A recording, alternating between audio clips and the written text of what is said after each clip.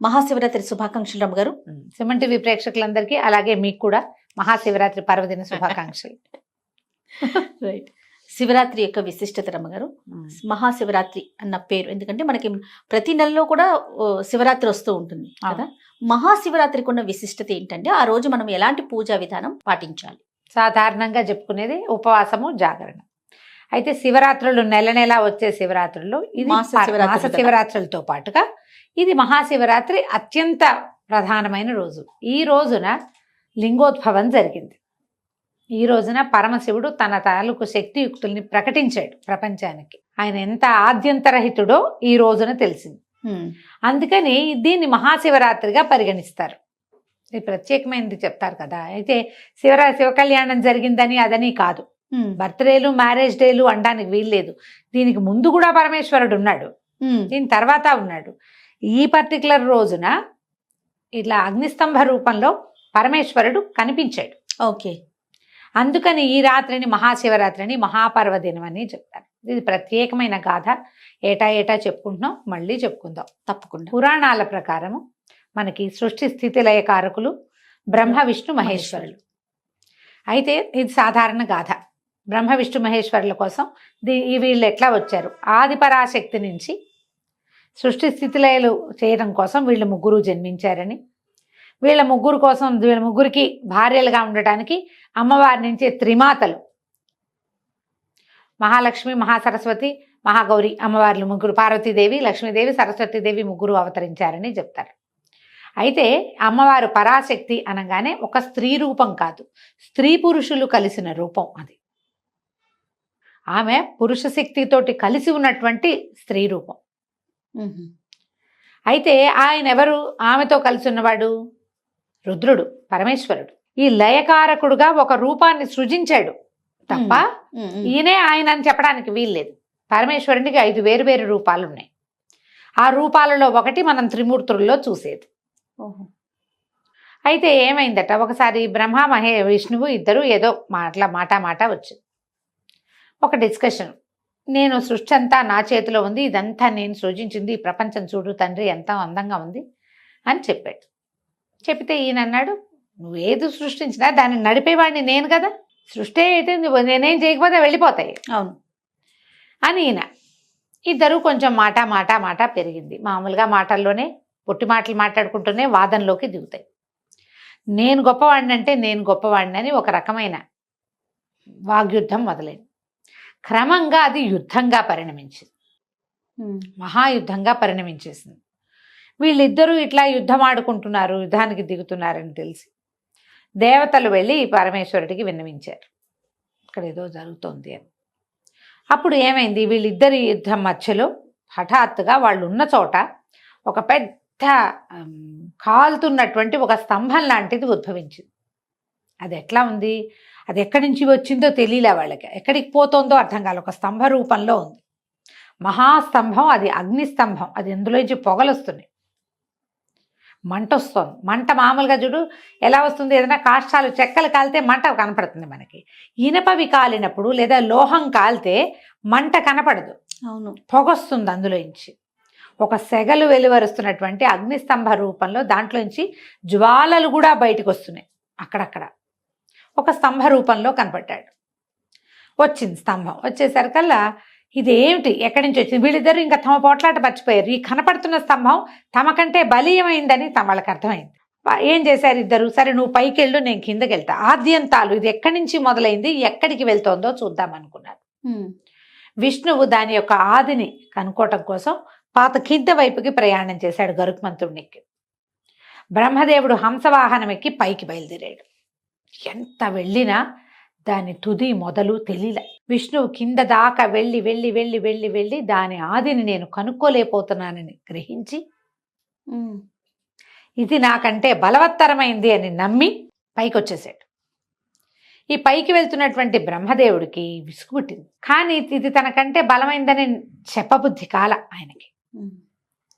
ఆ సమయంలో ఏమైంది, ఈ పైనుంచి ఒక మొగలి పువ్వు కిందకు వస్తుంది, అలాగే ఒక ఆవు, కామధేను అని చెప్తారు, ఆమె కూడా కిందకు వస్తుంటే ఈయన ఏమన్నాడు, ఈ అగ్నిస్తంభాన్ని చూస్తూ వస్తున్నారు వాళ్ళు కూడా. అసలు ఆ మొగలి పువ్వు శివుడి మీద నుంచే రాలిపడిందని కూడా చెప్తారు. ఆయన జటాజూటంలో ఉన్నది ఆ పుష్పం రాలి పడింది అని.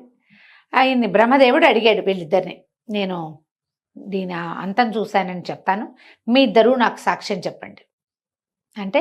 విధాత కదా, ఆయన మాటకి వాళ్ళిద్దరూ ఒప్పుకున్నారు.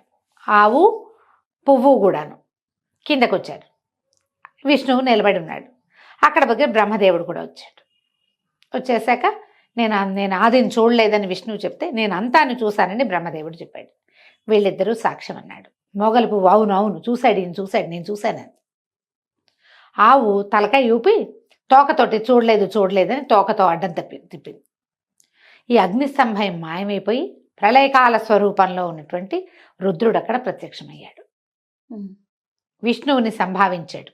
నీ శక్తి తెలిసి ఉన్నావు, నువ్వు ఎప్పుడు నాతో పాటు నువ్వు పూజలు అందుకుంటావు.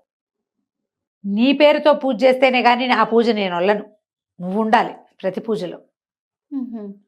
నీతో పాటే నాతో పాటు నువ్వు, నీతో పాటు నేను అని చెప్పి బ్రహ్మదేవుడికి ఏం చెప్పాడంటే, నీకు పూజార్హత లేదు, నువ్వు అబద్ధం చెప్పావు కాబట్టి.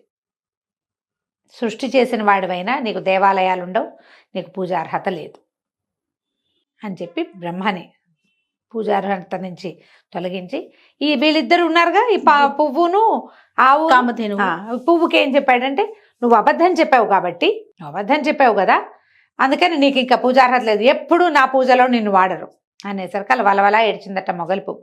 నీ దర్శనం అయ్యాక కూడా అమృత దోషం అంటుతుందా నాకు? నేను చూశాను కదా, నేను భగవద్ దర్శనం అయ్యాక అన్ని పాపాలు పటాపంచలైపోవాలి కదా, నువ్వు దర్శనం ఇచ్చావు, నా పాపం అంతా పోవాలి కదా అంటే. అప్పుడు ఆయన ఏమన్నాడంటే, నా మీద పూజార్హత ఉండదు కానీ నాకు ఛత్రం పట్టేటప్పుడు నిన్ను వాడతారని. పరమేశ్వరుడి ఛత్రంగా మొగలి రేకుల ఛత్రాన్ని కనపడతారు, కొన్ని దేవాలయాల్లో కనపడుతుంది.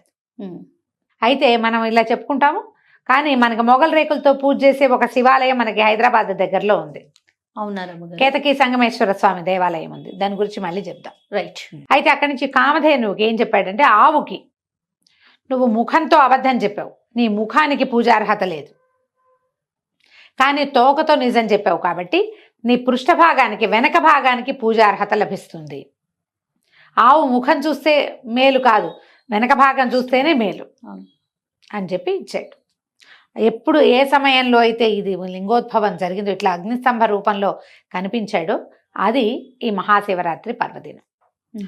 ఈ మాఘ బహుళ శివరాత్రి రోజున ఆయన కనిపించాడు. చతుర్దశి అన్నమాట. అదేంటి త్రయోదశి చతుర్దశి కలిసి ఉండాలి, ఇలా లెక్కలు చెప్తారు. ఈ రోజున చతుర్దశి రోజున కనిపించాడు.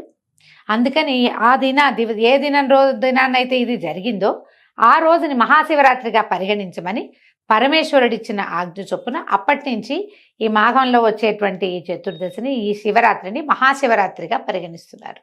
ఈ సంవత్సరం అంతా ఉన్న శివరాత్రులు చేయలేకపోయినా ఈ ఒక్క శివరాత్రి నాడైనా మహాశివరాత్రి కాబట్టి ఎంతో కొంత ఉపవాసము, ఎంతో కొంత పూజ, ఓ దేవాలయ దర్శనము, అభిషేకం చేయటము.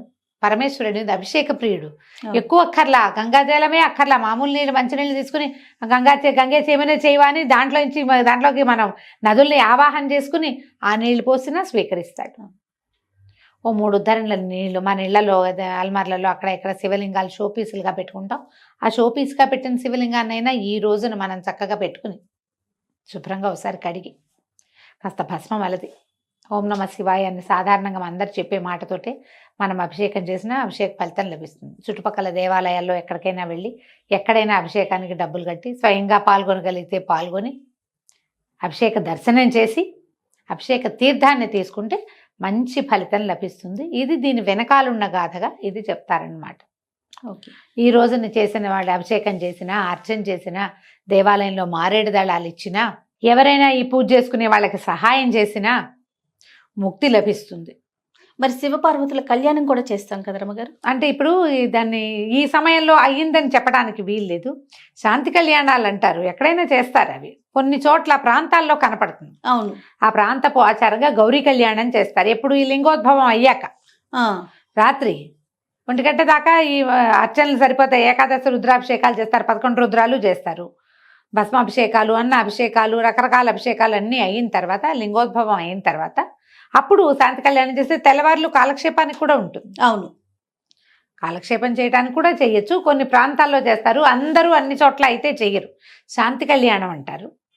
శివపార్వతుల కళ్యాణం చేసే విధానం కనిపిస్తుంది. కొన్ని దేవాలయాల్లో, కొన్ని మఠాల్లో, పీఠాలు, ఇళ్లలో చేసుకోరు. ఎప్పుడు గౌరీ కళ్యాణం, మనము సీతా కళ్యాణం ఇంట్లో చేసుకుంటాం అవును, అవునండి, కదా. అవును. కానీ ఈ గౌరీ దేవాలయాల్లో. కళ్యాణాలు మాత్రం దేవాలయాల్లో చేస్తారు ప్రత్యేకంగా. ఉమ్, విశేషమైన విధి విధానాలు ఉంటాయి ఆ కళ్యాణానికి, అందుకని అట్లా చేస్తారు. తక్కువ ప్రాంతాల్లో ఎక్కడైనా అవకాశం ఉండి మీరు జాగారం చేయదలుచుకుంటే చక్కగా దేవాలయానికి వెళ్ళి శివపార్వతుల కళ్యాణం కళ్ళారా చూడొచ్చు, అవకాశాన్ని బట్టి. తప్పకుండా రమ్మగారు. నమస్తే. నమస్తే జయ.